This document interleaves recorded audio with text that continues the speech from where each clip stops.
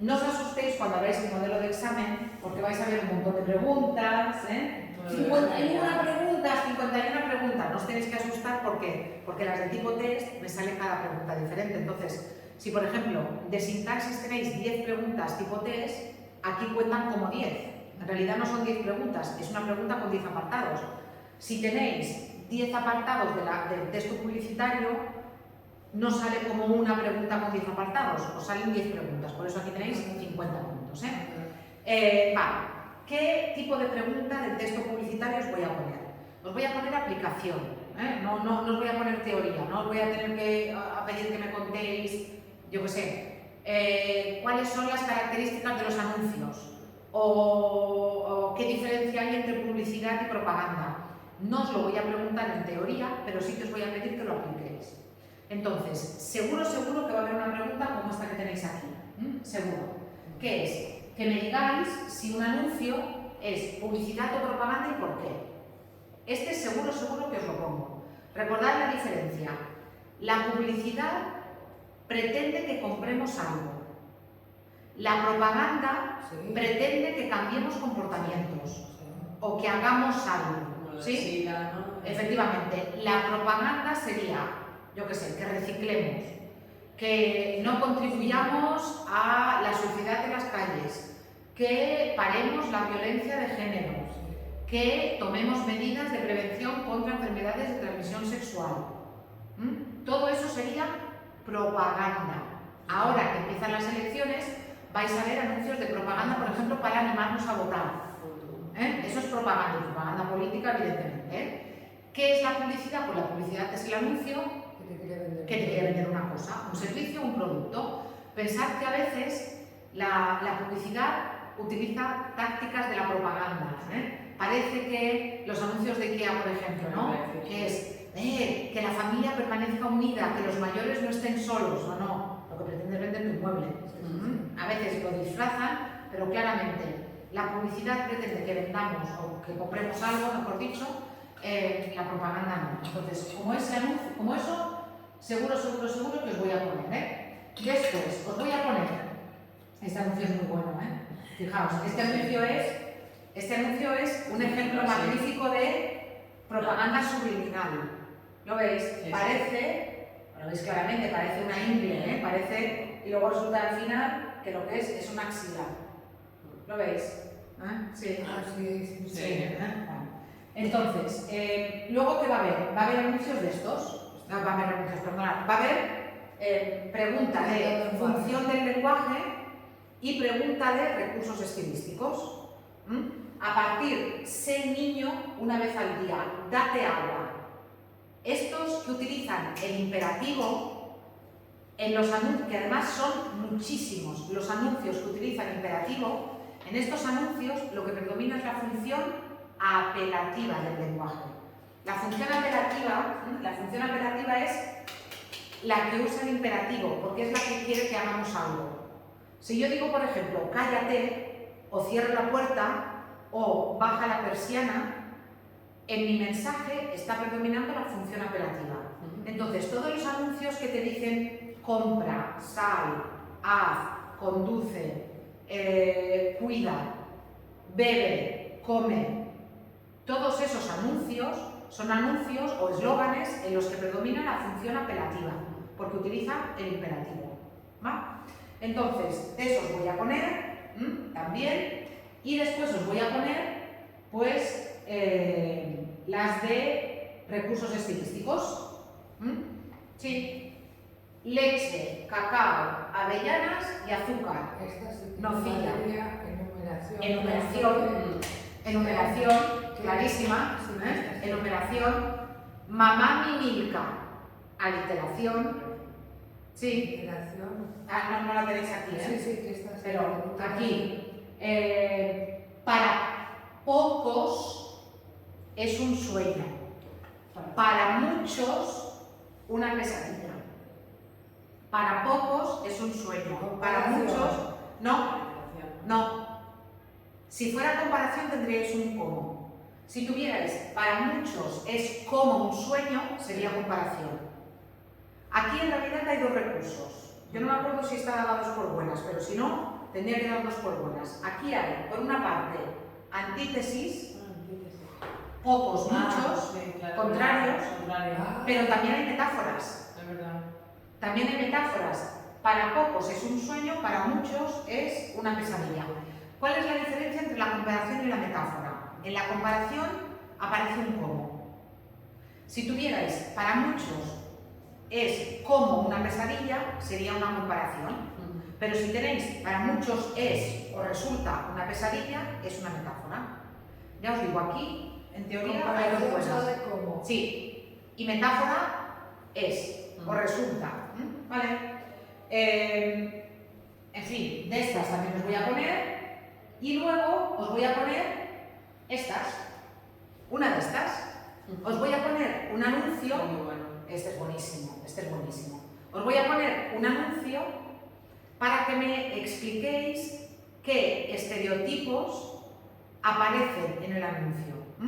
Y recordad, los estereotipos no son solamente el sexismo, que es verdad que hay muchos anuncios en los que la mujer está usada para venderte un producto. Sí. Vale, es verdad, pero no es solamente el sexismo, como entendido como la mujer como reclamo sexual. Por ejemplo, si veis el anuncio este de aquí, yo creo que lo vimos en clase este, ¿verdad? A mí me ha salido una evaluable, no sé si Este, no recuerdo si lo vi en clase. No sé si se oye aquí, en la clase esta. Con esos altavoces.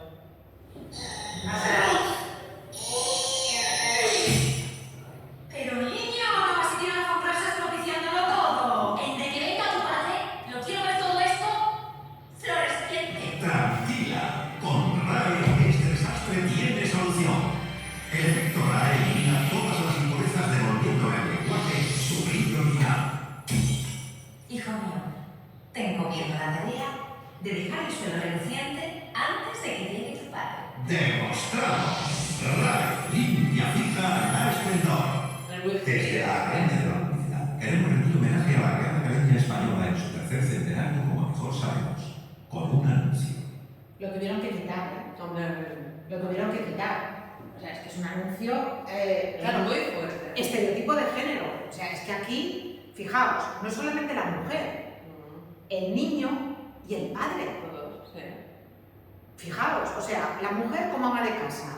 ¿Quién es el que trae los alimentos, el que trabaja fuera de casa? La figura que pone orden, la figura que de alguna manera marca la pauta de comportamiento, de cómo se porta el niño, el ejemplo del niño. La madre es una histérica, además medio analfabeta hasta que aparece la RAE, naturalmente. Claro, ya verás cuando venga tu padre. ¿Qué es esto? O sea, el niño además, el tópico, además, pelirrojo, movido, es el que rompe, es el que coge la comida, el que tal. Si fuera una niña probablemente no sería igual, esa es otra. Ella, fijaos la madre, con el lacito rosa, pero en casa, con eso. Y encima ni siquiera tiene la autoridad para cuando el niño se porta mal, hacer que el niño se porte mejor. Ya verás cuando venga tu padre. Entonces, fijaos cómo es un anuncio en el que se ven clarísimamente los estereotipos para lo que hace a la mujer, al hombre y al niño. Y en este caso ni siquiera es la mujer como reclamo sexual, es cómo representa la mujer o cómo representa los anuncios a las mujeres y cómo representan los anuncios a los hombres.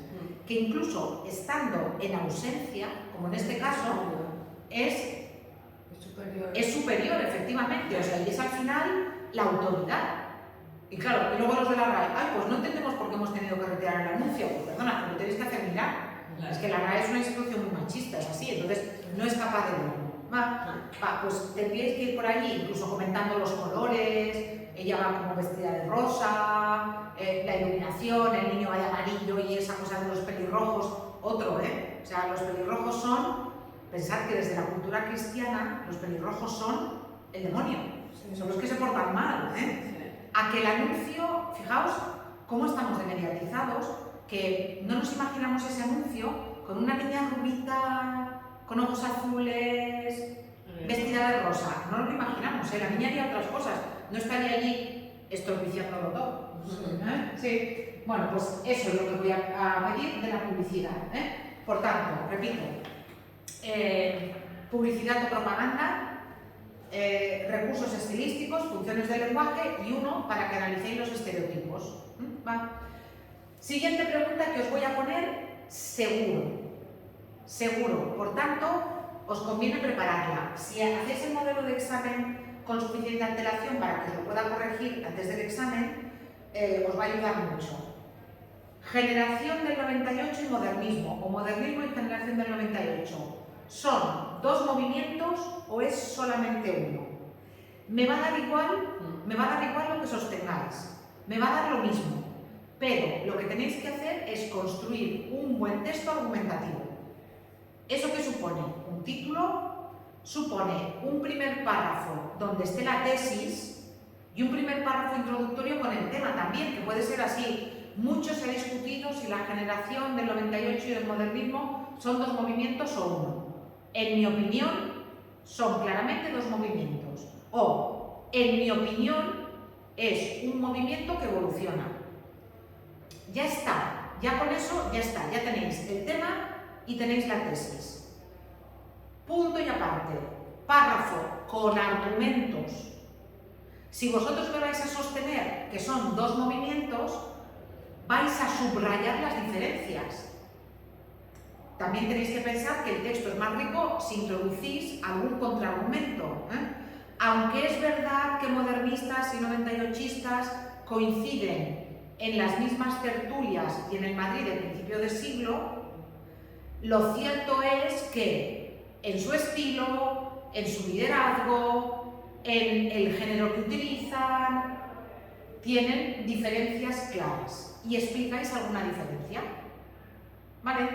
Y luego, punto y aparte, en definitiva, a pesar de los puntos de unión, un poema de Rubén Darío no tiene nada que ver con un texto de Pío Baroja y por tanto son dos movimientos. Ya está. Es así. Pensad que estáis construyendo un texto argumentativo y que me va a dar lo mismo lo que sostengáis. Por tanto, preparaoslo. Sí, 3 párrafos y ya os digo, me da igual. Lo que pasa es que tenéis que, si vais a sostener el punto de vista de que son iguales, vais a insistir, porque es el mismo movimiento, vais a insistir en lo que une, en las coincidencias. Si me decís que son dos movimientos, vais a insistir en lo que los separa. ¿Va?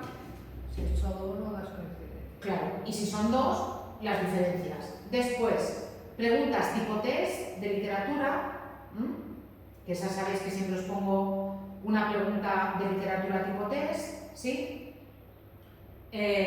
Bueno, aquí había una de arrastrar y esto, pero vosotros tendréis preguntas de literatura tipo test y luego tendréis pregunta de literatura de texto.